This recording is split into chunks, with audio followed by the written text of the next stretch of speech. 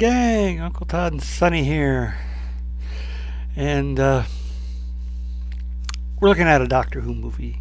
And we kept arguing over who got to be Tom Baker. And so we're both Tom Baker. What the heck? It's timey-wimey stuff, right? This is one of the films that was made in the 60s during the original run of Doctor Who. There was Doctor Who and Daleks, and then this one, Dalek Invasion Earth, 2150 AD. And they were based on Terry Nation scripts. He was the creator of the Daleks. And as such, they have a slight problem in that, especially with the first script, the first film, is that William Hartnell's portrayal of the Doctor was very much a dislikable character. He was a little selfish, judgmental, very angry, but he had a little twinkle in his eye and could be rather ingratiating when he wanted to be. And unfortunately, Peter Cushing's interpretation is more genial. He's like a kindly grandfatherly type. And so you get this weird plot, especially in the first one, these weird plot devices that are contradictory to the character. But that's the way the original script was written, and that's the way Hartnell portrayed it. Of course, he became more of just a... Basically, after this adventure on the TV serial one, the Dalek Invasion, he became more of just kind of a grumpy, stern, but justice-oriented, grandfatherly type. Of course, ironically, Hartnell was leaving the series in '66 when this one was made, and was passing the torch over to Patrick Troughton. And of course, the big star here is Peter Cushing as the Doctor. You know, he was very popular from all his Hammer films and such. It was actually popular before Hammer. He was a very popular British actor. Did a lot of films differing styles, swashbucklers and comedies, and film noirish types. He was, an all-around actor who then became the original face of Hammer, and of course then he was joined by Christopher Lee, and they were very good friends, so the rivalry was friendly, and it wasn't really a rivalry. They just liked working together.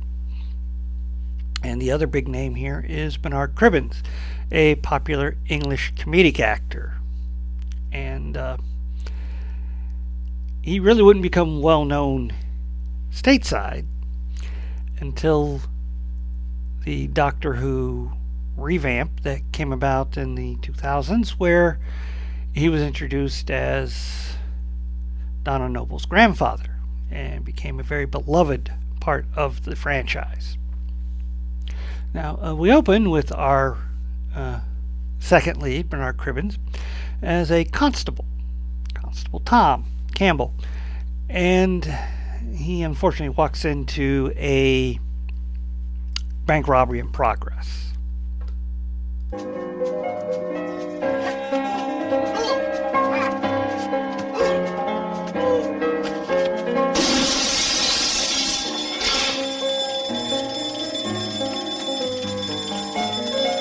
He's too late to stop them from getting away. Luckily, he spies a police call box that he can call in this robbery, he thinks.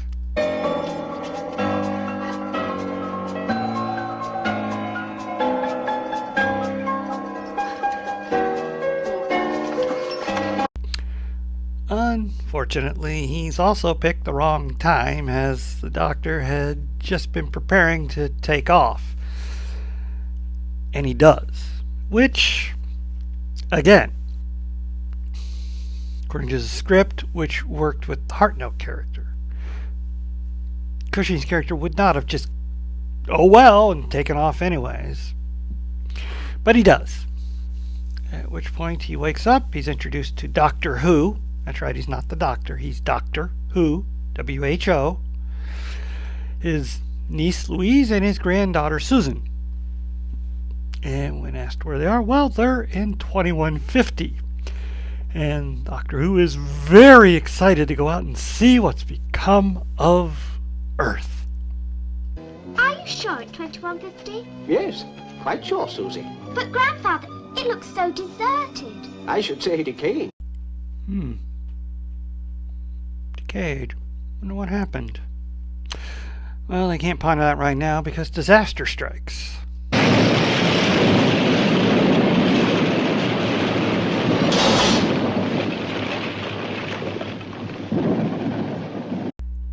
Typical.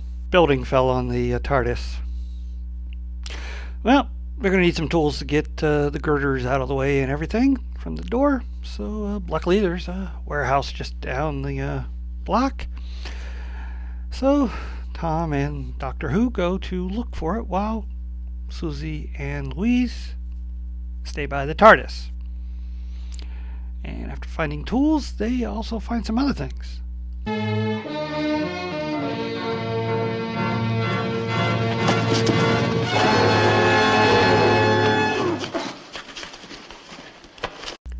A strange dead man with weird clothes. And what's with that helmet?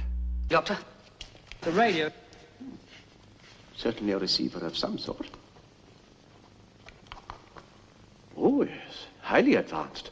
Miniature antennae. But wait, there's more.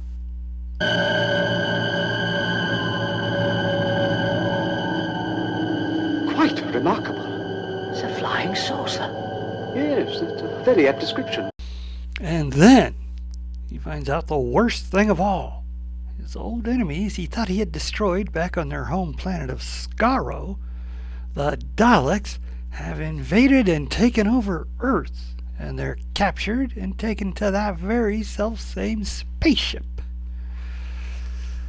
Well, what about Susan and Louise? Well, a very helpful human had gotten them out of being out in the open and has taken them into the subway system where they have a little headquarters set up. It's sort of a resistance, rebels, as it were.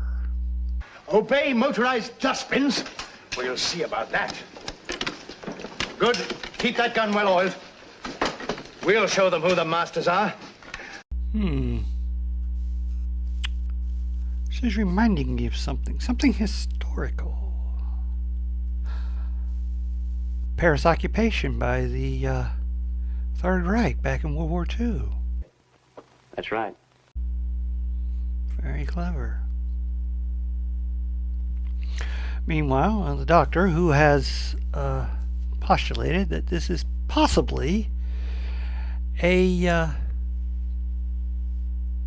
earlier in their Daleks' history that he's come upon, not the same time as when he was on Skaro, which has kind of always been the conceit of Doctor Who, that he's always hitting them in different times of their history.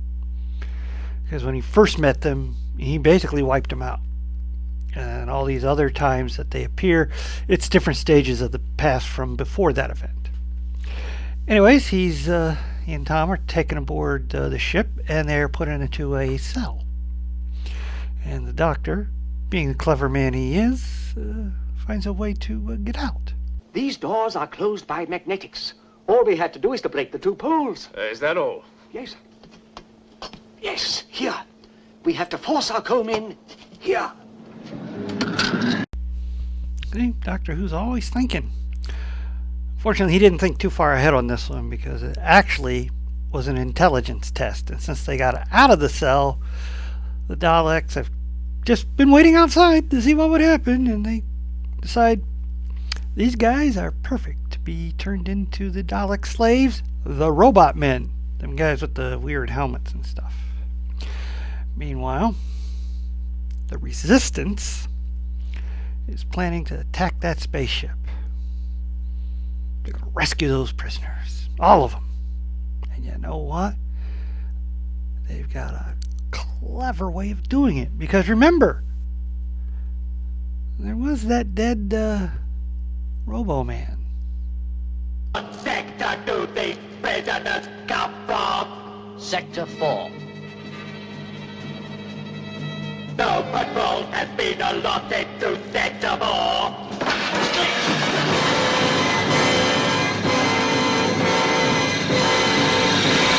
Oh no! The Daleks' one weakness. Ramps! Very funny. Anyways, luckily they start having a really hellacious fight. Bombs going off everywhere. The Doctor and Tom are rescued in time before they're converted. Not so the third guy. And then they make a bad discovery about the bombs. They're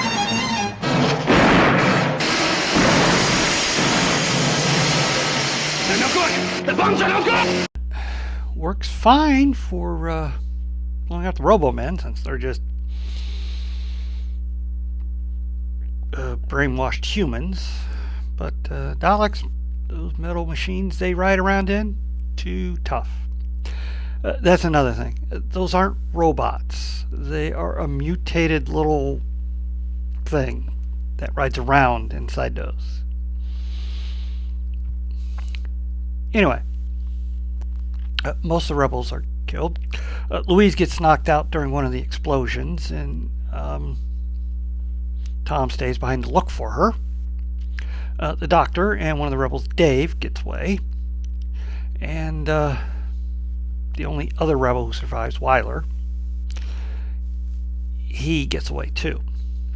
Now, Tom is passing himself off as a Robo-Man. And it allows for Cribbins to do some his style of comedy.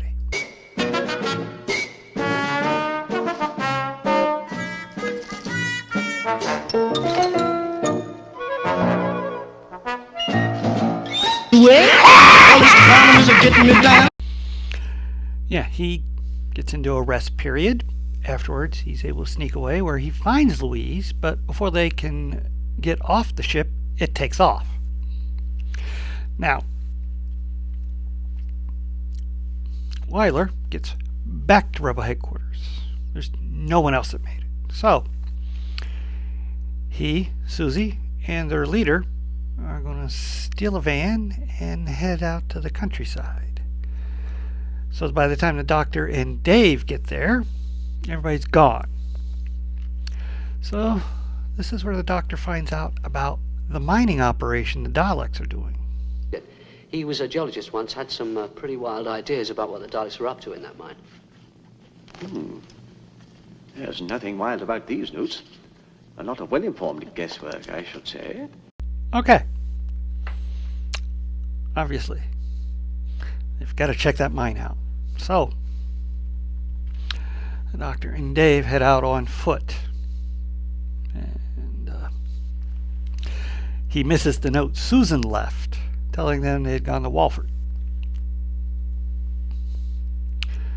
As for Susan and Wyler, they've found a truck they can use, but the Daleks show up and the leader decides to give them time to get away.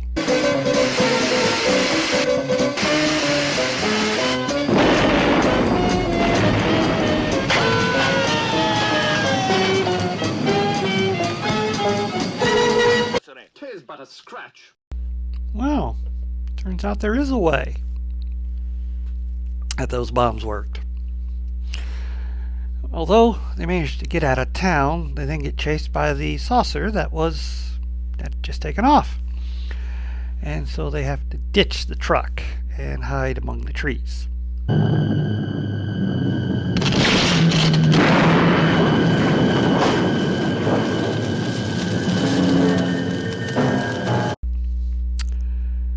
Well, it looks like they're on foot too now. Meanwhile, the ship has landed at the mine. So, Tom and Louise plan to get out by using the disposal unit. Oh no. All us Star Wars fans, we know where that leads. You're doomed. You're all doomed.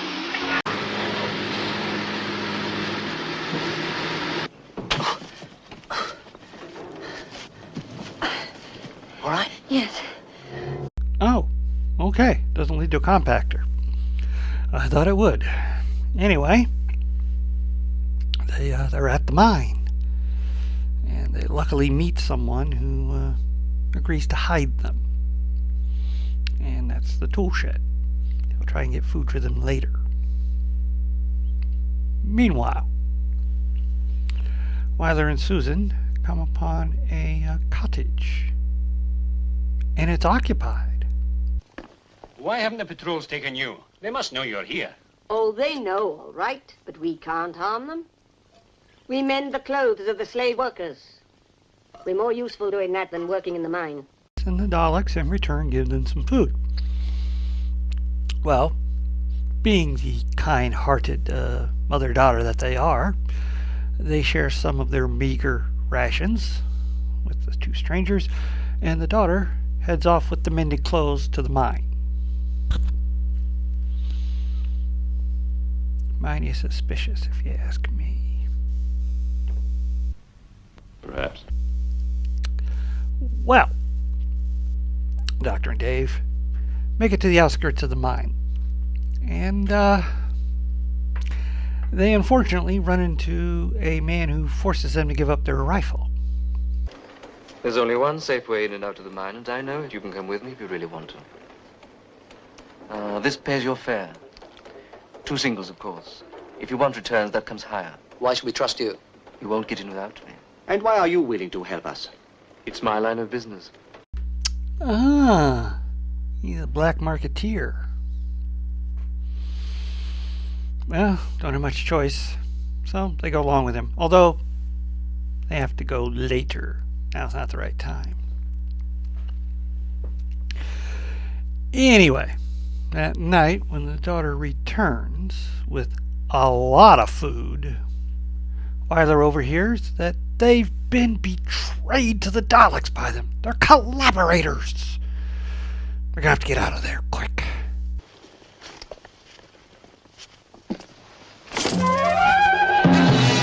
Forward, or you will be exterminated. Humans will betray each other for a scrap of bread. Well, some will. But hey, now everybody's at the mine. And Doctor and Dave also end up in the tool shed, where a guy who's bringing them food finally explains what exactly the Daleks are doing. The Daleks are going to extract the metallic core of the Earth. Some insane idea of piloting the planet and using it like a giant spaceship. And just how do they plan to do that? The Daleks say they found a fracture in the Earth's crust, and they're going to use that fracture like a diamond cutter would. They've set up an explosive device to drop right through the fracture, so the metallic core will burst out and plunge towards the sun. So, the Doctor formulates a plan that Black Marketeer don't care about, and he leaves. It's my belief that if we could somehow deflect their device down the old mine, the field of magnetism so released would be powerful enough to suck the Daleks into the very core of the Earth. Here's the plan. Now, Tom and the miner, they will go to divert the bomb. When Dave and Louise are, when the bomb is dropped, get everyone out of the mine to safety. They just all have to wait for his diversion. What's that diversion? They'll know it when it happens. They leave. Later, the Black Marketeer returns. He's had a change of heart, and he asks the Doctor he's going to help him. Let's go. The Doctor goes, okay. They walk out, surrounded by Daleks, and the Doctor's captured. And as for the Black Marketeer, Well, what usually happens with collaborators. I told you he'd be here, didn't I?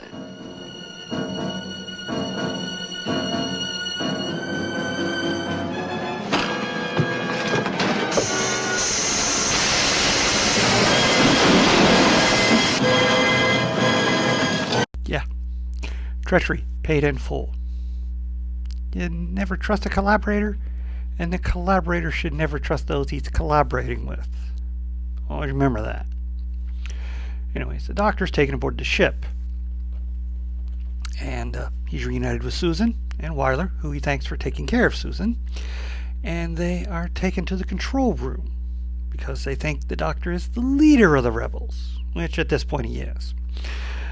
But what they didn't figure out is that the Doctor knew the Black Marketeer would turn him in, and he wanted to be taken to the control room so he can do his diversion. Look! Attention, all Robomen! Attack the Daleks! This order cannot be countermanded! Look. Well, all these problems are getting me down. Oh, well.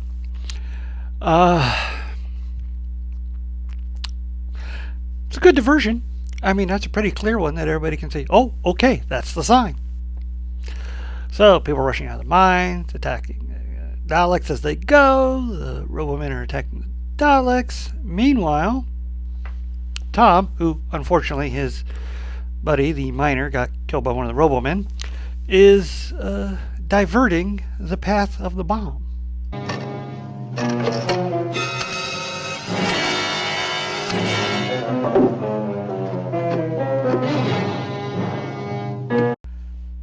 Given what he's got to work with, it might do.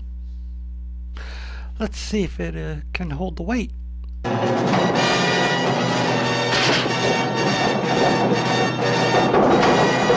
Yeah, it held. Let's see if the Doctor's theory proves itself.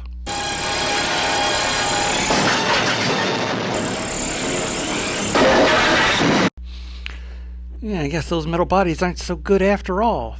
Well, everybody makes it outside to safety. And the Daleks decides it's time to pull up stakes. But you know what else is made of metal? That ship.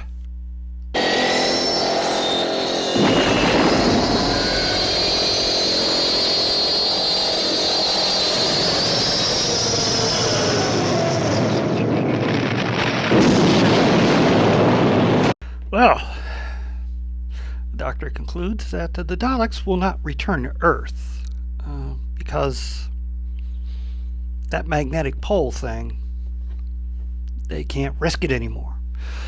So, after getting the TARDIS cleared, the Doctor and party head back, and as a favor to Tom, they arrive a few minutes before they actually left.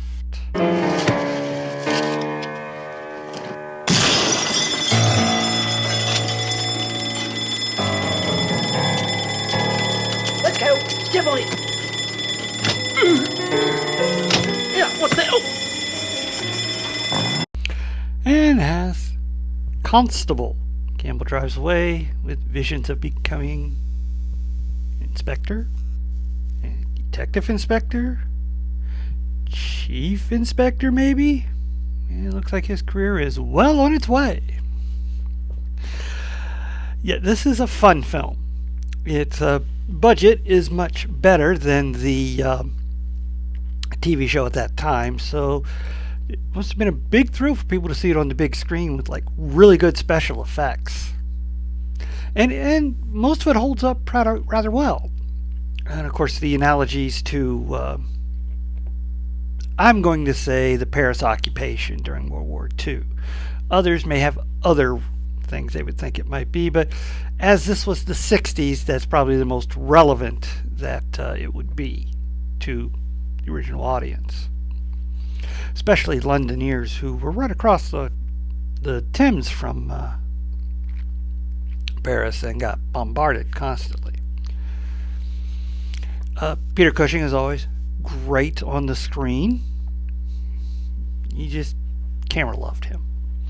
And he gives a very eccentric performance. He's, of course, playing older than he actually is. I believe he was in his mid-50s at this point. And he's, of course, playing him as if he's like about a good 10 to 15 years older than that. But energetic, nonetheless. Kind of quirky. And very, just likable. Despite the contradictory script that they really should have adapted the character better to that performance instead of having the kind of antagonistic actions he would have sometimes with his companions during that period of William Hartnell. And of course, playing Wyler was Andrew Kerr, another Hammer alumnus who you might remember from Plague of the Zombies and 20 Million Light Years to Earth. 20 Million Light Years to Earth? 50 Million Light Years to Earth? Well, it's one of the Quatermass films. The one with the spaceship that got discovered underground, and then it released this Martian thing that caused people to go against each other. Anyways, sadly, he and Cushing do not have too many scenes together. The rest of the cast is pretty good. Very complex plot, but then it was based around a serial from TV, so I believe this was probably a 6-episode adventure, and they just kind of condensed it down into an hour and 20, so, because a lot of characters, a lot of back and forth, a lot of other stuff. But the show would tend to get a little redundant sometimes because you'd have to have a lot of recaps of what was going on. It's got very streamlined. And as in most Doctor Who episodes, a lot of the characters die. But it's for good cause. Freeing Earth from dictator usurpers. And of course the Daleks are just... There's a reason they became the Doctor's #1 enemy. They are so well put together. The little machine with the suction cup and the little ray gun. Although here, it spews a gas that has all the effect. In the original show, they would just always use a cheap effect where when someone would get shot, the screen would go to negative and then back, and then they would fall over. Or an explosion would happen. That was how they did the ray gun then. And something they continue to do for quite a while. Visually, it's great. And love the spaceship, in which Tom, when he first sees it, goes, "It's a flying saucer."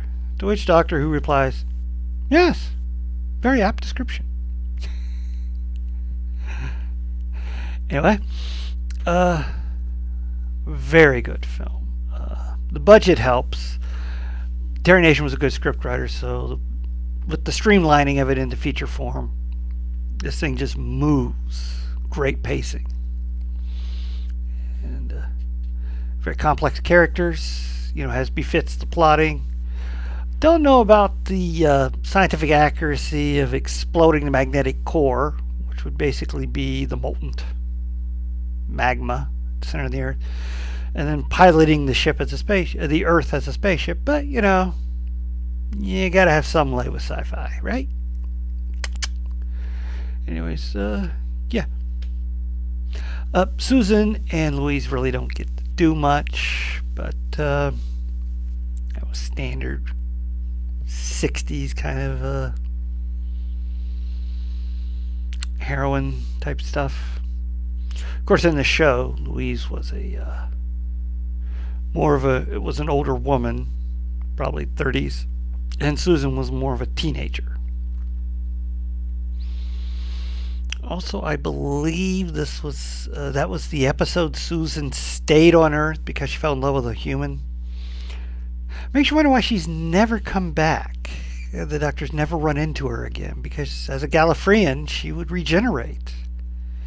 Of course, at the time this was written, they hadn't come up with that concept because Hartnell was the Doctor. He really didn't have much of a backstory. But here they just have them all return to Earth. There was probably Would have minded seeing other adventures, like his meeting of the Cybermen in their first episode, or some of the other Hartnell sci-fi episodes. Maybe the Celestial Toymaker, but no. They were popular, but not that popular. Anyways, please hit like, share, and subscribe, and stay after credits for my favorite scene.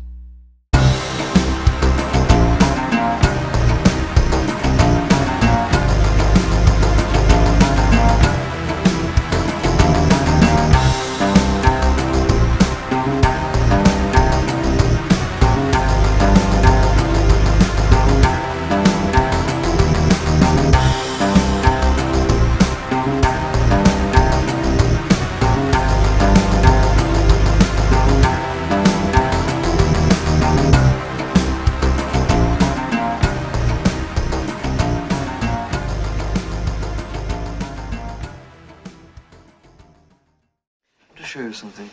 Is it safe? Oh, yes, of course.